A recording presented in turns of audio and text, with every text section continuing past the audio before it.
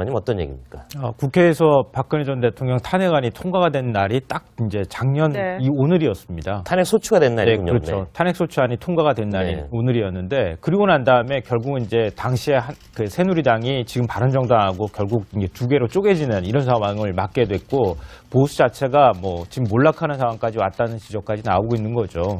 근데 그리고 난 다음에 사실 정계가 결국 정계 개편의 형태든 어떤 방식으로든 간에 굉장히 큰 변화를 겪는 과정들을 지금 밟고 있는 상황인데, 작년의 상황하고 지금하고 비교해 봤을 땐 뭐 정치적인 면에서 봤을 때 크게 바뀐 게 별로 없다, 이런 생각을 가질 수밖에 없다는 거죠. 네. 그러니까 당시 이제 국정농단 사건이 발생하고 난 다음에 결국 현직 대통령 탄핵이라고 하는 초유의 사태가 발생했는데, 그때 국민들이 바라고자 했던 어떤 정치권에 대한 열망이라든가 변화 욕구라든가 이런 것들이 굉장히 강했는데, 정치권은 사실은 지금 20대 국회의 모습은 크게 바뀌지 않는 모습 그대로 지금 유지가 되고 있는 것 같고요. 그리고 지금 무엇보다도 국민의당과 바른정당이 어떻게 움직일 거냐, 이것 두고 지금 계속 지금 서로 시끄럽게 스토리가 지금 나오고 있는 거 아니겠습니까? 그렇죠. 근데 그 과정에서 1년을 다시 맞게 되니까 크게 바뀐 건 없고 오히려 정치권만 계속 시끄러워진 상황처럼 보이는 뭐 이런 아주 묘한 상황이 연출되는 것 같습니다. 네. 그러니까 이제 자유한국당의 경우도 1년이 지났지만 지지율을 보면 아직도 맥을 못 추고 있어요.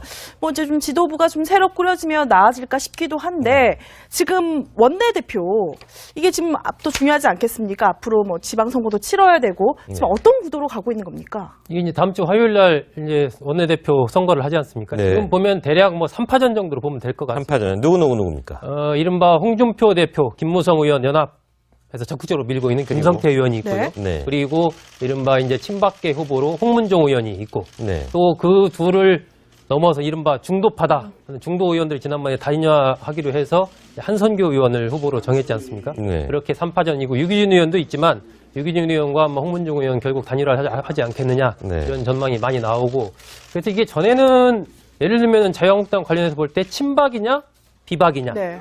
프레임이 그렇게 됐었는데, 요즘은 친홍이냐 비홍이냐 아니면 중간파냐, 지금 이렇게 프레임이 약간 이제 홍준표 대표를 중심으로 좀 약간 바뀌어가는 부분이 있어요. 이런 부분들이 이제 원내대표 선거에 어떻게 작용할 것인지 좀 주목이 되고 있는데, 일단은 대체적인 전망은 그래도 김성태 의원이 조금 좀 앞서가고 있는 건 아니냐라는 게 뭐 대체적인 전망인 것 같습니다. 근데 현장을 취재하는 동아일보 정치부 길진균 차장, 현장에서는 어떻게 보고 있습니까? 말씀하신 게 거의 다 동의하고 있을 것 같고요. 대세가 그렇게 가고 있다, 그리고 이렇게 봐도 되나요? 특히 또 이제 한 가지 덧붙이고 싶은 거는 홍성교 의원이 중립 후보를 표방하고는 있지만 저희 머릿속에 그분도 사실은 친박으로 저희가 각인돼 있거든요. 그러니까 현재 친박 의원들이 두 분이 경쟁을 하는 거고 김성태 의원이 혼자 하기 때문에 이 둘 사이의 표와의 쏠림, 나님 이런 걸 생각해 보면 김성태 의원이 좀 유리하지 않겠느냐라는 이런 전망이 많은 것 같습니다. 네, 3당 체제로 개편된 여의도 정치권 점점 더 새로 꾸려지면 나아질까 싶기도 한데, 지금 원내대표 이게 지금 또 중요하지 않겠습니까? 앞으로 뭐 지방선거도 치러야 되고 지금 어떤 구도로 가고 있는 겁니까? 이게 이제 다음 주 화요일 날 이제 원내대표 선거를 하지 않습니까? 네. 지금 보면 대략 뭐 3파전 정도로 보면 될 것 같습니다. 3파전 누구입니까?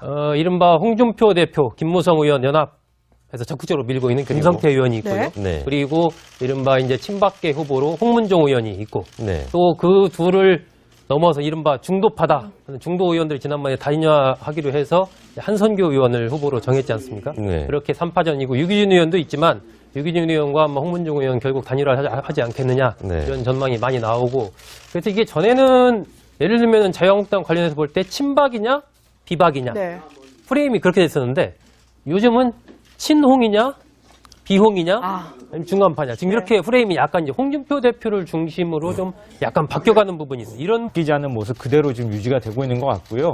그리고 지금 무엇보다도 국민의당과 바른정당이 어떻게 움직일 거냐, 이것 두고 지금 계속 지금 서로 시끄럽게 스토리가 지금 나오고 있는 거 아니겠습니까? 그렇죠. 근데 그 과정에서 1년을 다시 맞게 되니까 크게 바뀐 건 없고 오히려 정치권만 계속 시끄러워진 상황처럼 보이는 뭐 이런 아주 묘한 상황이 연출되는 것 같습니다. 네.